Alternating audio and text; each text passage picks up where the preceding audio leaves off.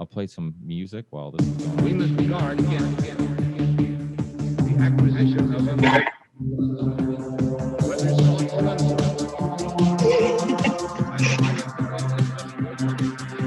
play some music. we must guard against the acquisition of What's up, everybody? We are live. Mike, do you see us? Not yet. You will. I'll let you know here in a few seconds. It usually takes a couple minutes. Yeah, like about 15 seconds. Yeah, well, it's funny because it popped up. There's 5 watching. I see the thing, but I don't know where. Are you on my YouTube channel, Mike? Oh, I'm on your YouTube channel, big time. Sounds provocative. What's this? Somebody wrote in the chat. It's definitely not for you, I don't think. But well, I guess it's recording, so we might as well get going. And yeah. We'll know what the hell's going on afterwards. Well, thanks guys for being with me.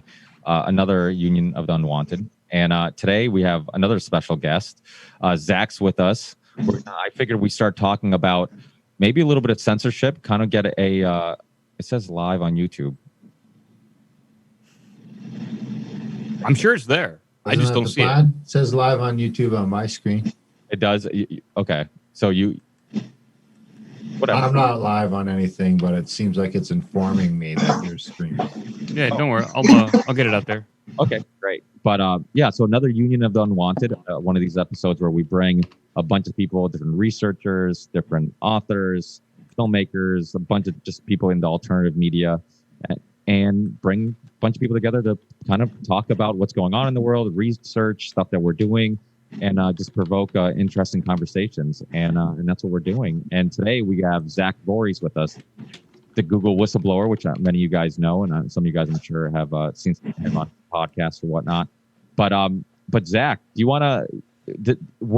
Let's start off with this, because one thing that I've thought about, because you were on my show a while ago, and I think a lot of people are starting to see this. Well, a lot of people they could see the censorship issue way before everybody sees it now, because anybody who's in the alternative medicine world, like, it almost seems like that was supercharged in regards to like Twitter, Facebook, Netflix, Amazon. That was the stuff that they seem to be censoring the most. People in the vaccine movement, you could see that, like, you know, it was getting harder and harder to find alternative researchers and people who in that realm give you a different perspective. And you saw that, right? Because that was one of the topics that really caught your eye in regards to seeing that those things were being censored more than other things. And so the stuff that's going on now, you obviously could see this coming from a mile away. Is this happening the way you predicted it? Is this? Do you have any opinions on how far you think this is going to go? And maybe So one of the big reasons why I blew the whistle was because I continuously saw that parents of vaccine injured children, you know, with autism and these other autoimmune conditions, were being censored. And it just seemed like it was like, well, you know, there's some side of the debates where you can see both sides, but there's no side that I want to be on where that side is censoring mothers with children that have autism. Like, what they have experienced qualifies them to, you know, talk out on a platform that's literally named, you know, YouTube. Looks like my video is kind of paused, so sorry about that. And so it was this censorship, you know, combined with all the other censorships, that sort of became the tipping point in my decision to disclose and blow the whistle on the whole damn thing. And, you know, I there's like a revolution going on right now with decentralized media that bypasses the gatekeepers. And honestly, I just saw from the inside that the people that were in control of YouTube decided that this was no longer going to be the case, that they were going to boost up authoritarian narratives and channels, and that they were going to suppress all the trashy fake news. And I saw that the fact that they called it authoritativeness was their way of getting around things that were true, right? Like it wasn't about whether it was true or not. It was whether it was based on an authoritative source of information. And, essentially that aborts the whole sort of technological information revolution that we're going. Because with the information revolution, we as individual citizens can now talk back on a global public platform our ideas. And if that gets shut off, then we're essentially going back to the Dark Ages, where someone in a church has an authoritative opinion that's centralized, and then it gets pushed all the way out to the nodes, to the ends, to us subjects. And I realized that they were trying to put the genie back in the bottle. And if they were able to succeed in this, then we would never have decentralized media ever again, because it would have been one of those failed experiments. Well, we tried the decentralized media, but then they all kind of came for us with pitchforks and torches. I don't think that we would be able to ever recover from that, because the future that I see is that either we get to be, we get to have this decentralized narrative, or we're going to have a future where it's going to be the AI controlling the narrative. It's going to be the AI that's trained on a test data set that has predetermined that certain narratives are fake news. And so anything that approaches that sort of similar space of what they consider fake news gets automatically suppressed. And if we live in that sort of world, then we're going to realize that there's this AI machine that watches us, that censors us, and influences our life at every single point of control. And so I saw that they were going to use this to rig the election against Donald Trump. And, I'm not necessarily a huge Trump fan. I just think that there's a process in place, and Donald Trump won that process. And we need to live with the consequences of that for the next 4 years. And for them to abort that and try to do this coup attempt, which they were quite open about, like with inside the company, then that was something that I didn't want to live with myself as being a contributing part of that system. And so, so I blew the whistle, and I disclosed all the documents that I've been collecting.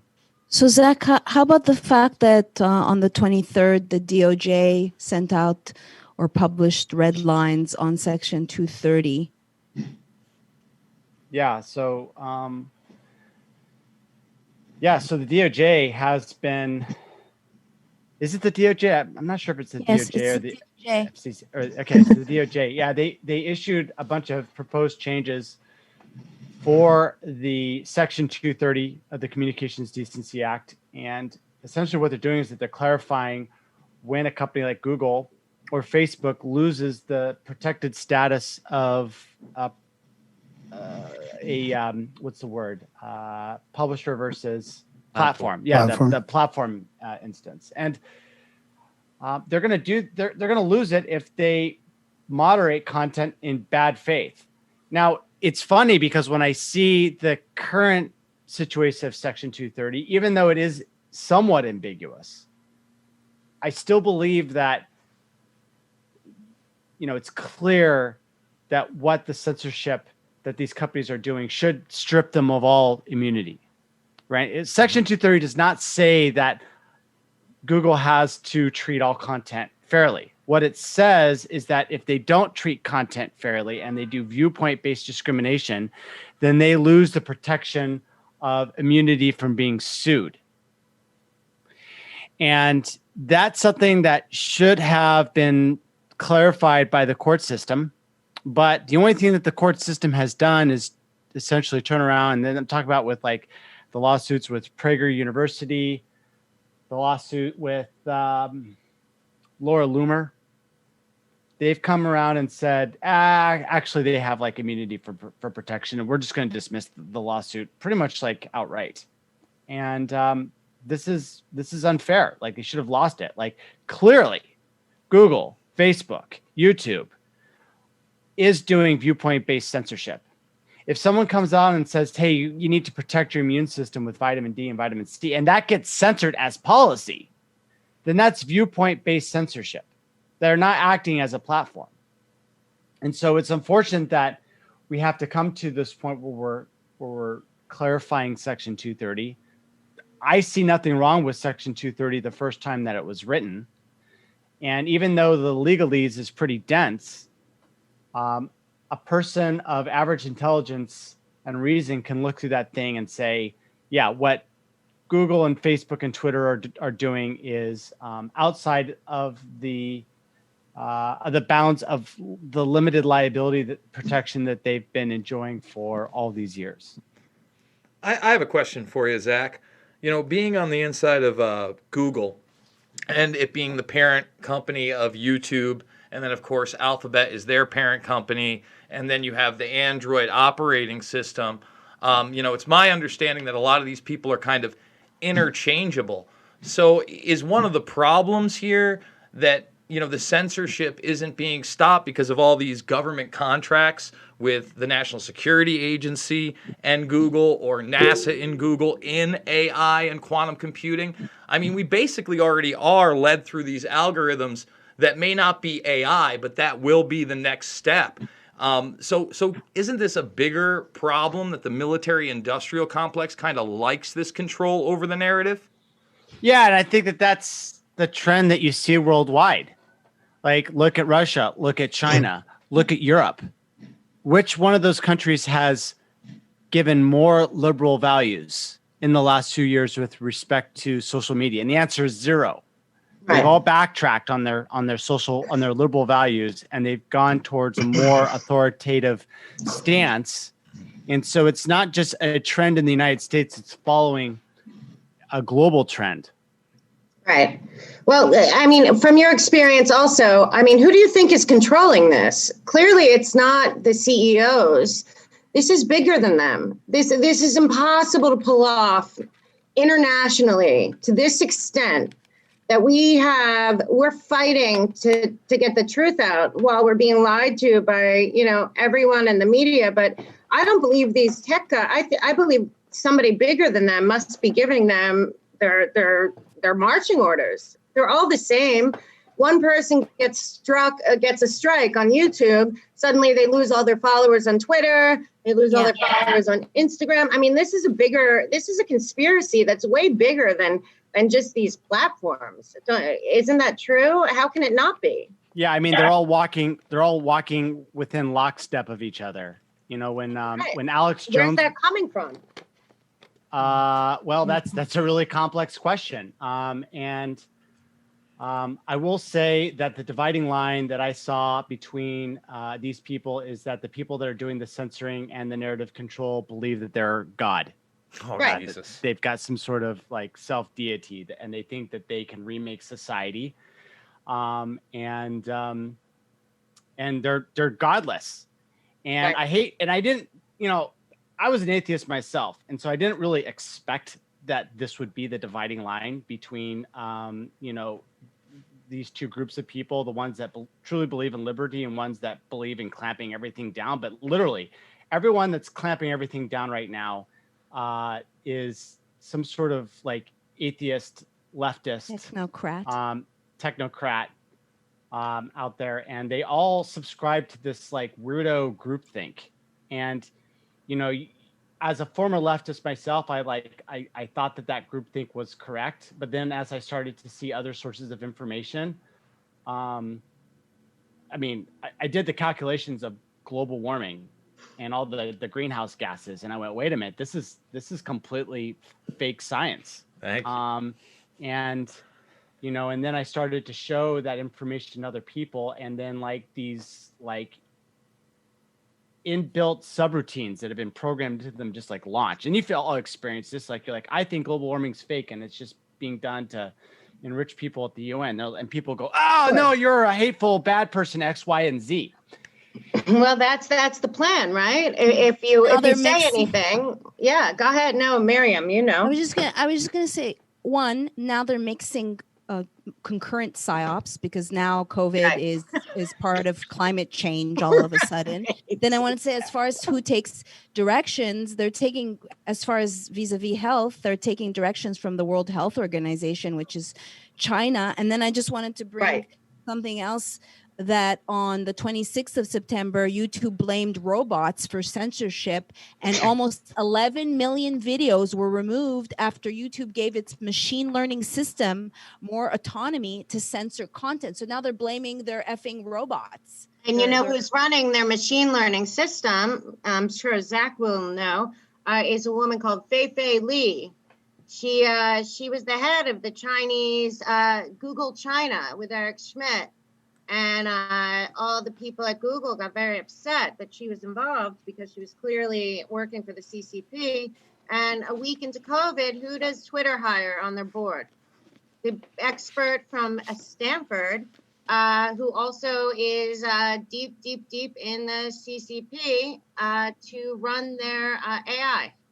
Yeah, and what's really bad about Fei Li is that she stated that when it comes to AI, Google has neither countries nor borders.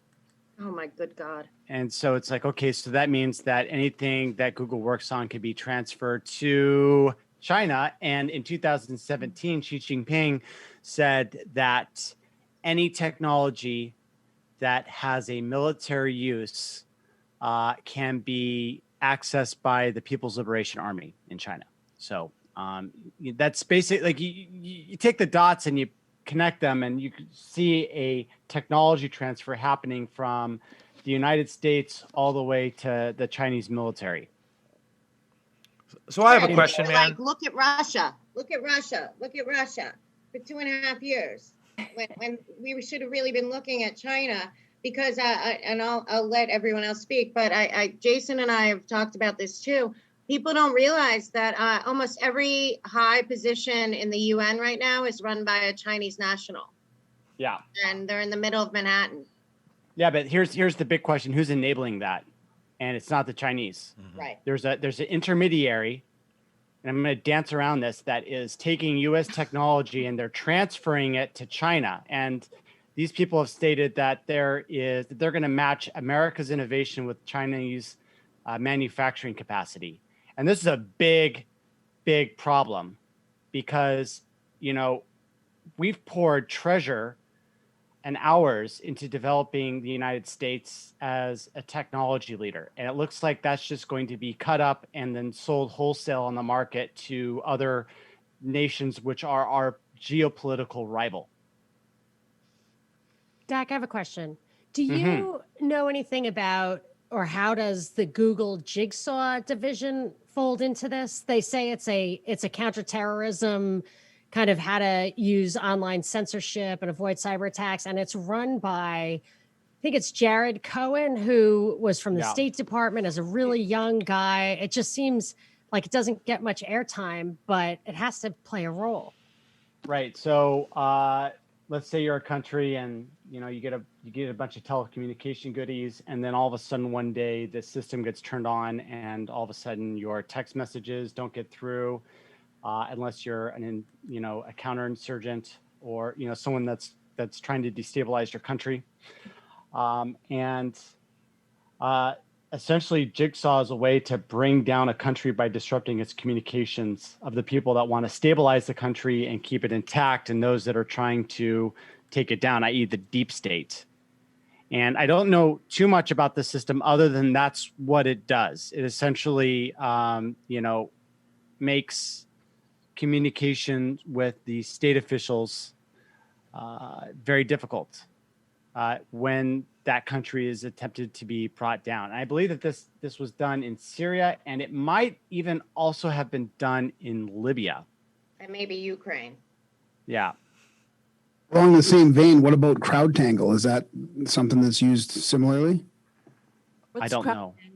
I think it's some sort of AI program to identify the trends and basically how they jump on shit so quickly. Like after 12 hours or whatever, they're all over those, the freedom trending hashtags or whatever, and they've identified it through this thing called Crowdtangle, apparently. For YouTube? Everything, I think. Twitter, YouTube, Instagram, whatever's trending that they don't want to trend. Yeah, one of the things I came across just looking at all this is if you go to the InQtel website, they have a sub project called Be Next.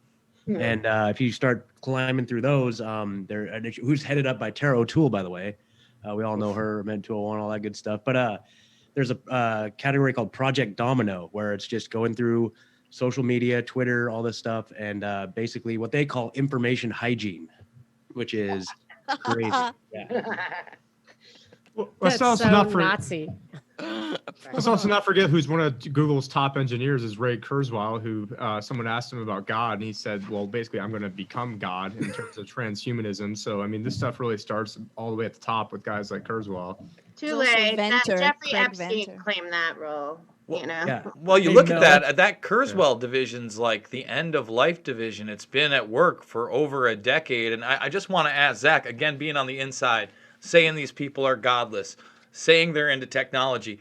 I mean, in your opinion, are we on the verge of an automation nation, transhumanist agenda, where human beings, not just in the United States, but throughout the world, are kind of pushed out? Yeah, I mean, our entire economic system has been built around a consensual labor model where the oligarchs required the human labor input in order to build their empires, conduct war, and base their economy on. The problem is that we're coming to the end of that cycle that has existed since the dawn of civilization. Robotic labor is going to build the next version of our society. And the question that I have is, are they going to, what are we going to do about all the people that the system no longer needs to do its labor?